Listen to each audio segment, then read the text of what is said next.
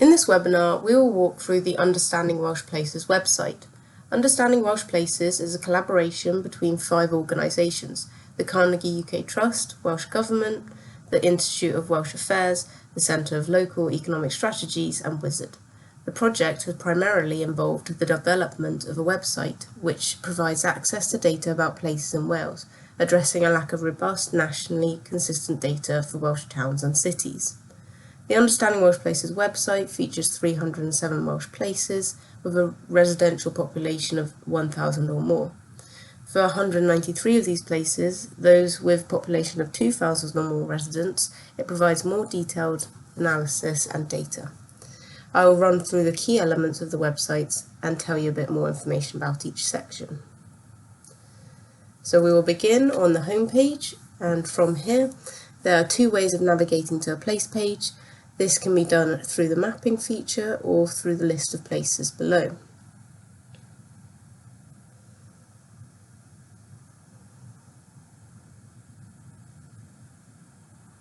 This is a place page for Llandrindod, Wales.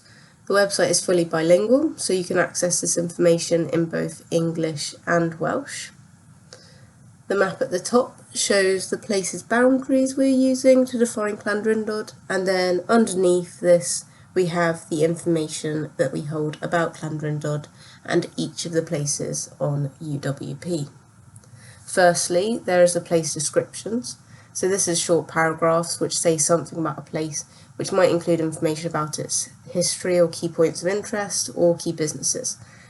These have been contributed for the most part by local stakeholders such as town and community councils to give them more ownership of the information we hold about their place. We have these for all 307 places. The rest of the metrics are just available for the 193 larger places. So the next section shows the information we hold on community assets. By community assets, we mean any entity which is relied upon by the local population, so things like schools, hospitals, jobs, shops, green space. These have been collated from a range of data sources and feed into our classification of places, which I will mention later on.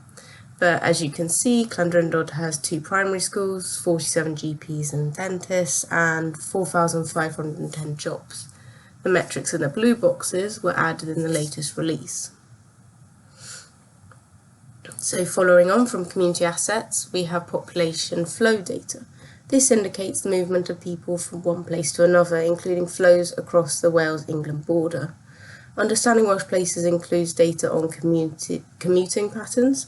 So this shows a count of people flowing between places for work. Migration patterns, this shows the counts of people flowing between places to live. And daily flows or trips, these show modelled daily flows of people at different times of the week, so weekday versus weekend, and at different times of the day, so day versus night. These are modelled from a sample of mobile phone data taken from 2015.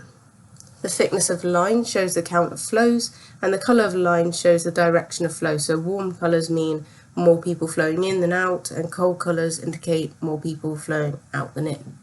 The next section shows the interrelationship assessment for a place. This indicates how dependent a place is on another place across a range of public, commercial and social assets. So for instance, Llandrindod, Wales, we can see it's very interdependent in terms of jobs and travel to work, meaning there are enough jobs per head and people do not generally travel far for work, but it is very dependent on other places in terms of diversity of jobs, so there may be enough jobs per head in Llandrindod, but they aren't particularly diverse. Finally is the information on community characteristics, so including both demographic and socio-economic characteristics of the local community. These are in the form of radial plots, with the metric for the place in blue compared to the national average in red. This includes metrics such as age distribution, ethnicity, qualifications, national identity, and measures of deprivation. The website also offers the functionality to compare one place against another by identifying places which are similar in terms of size and these community characteristics. This is important as comparing similar places may promote sharing of ideas and best practice between stakeholders. I mentioned that UWP only provides aggregated statistics and analysis for places with over 2,000 people.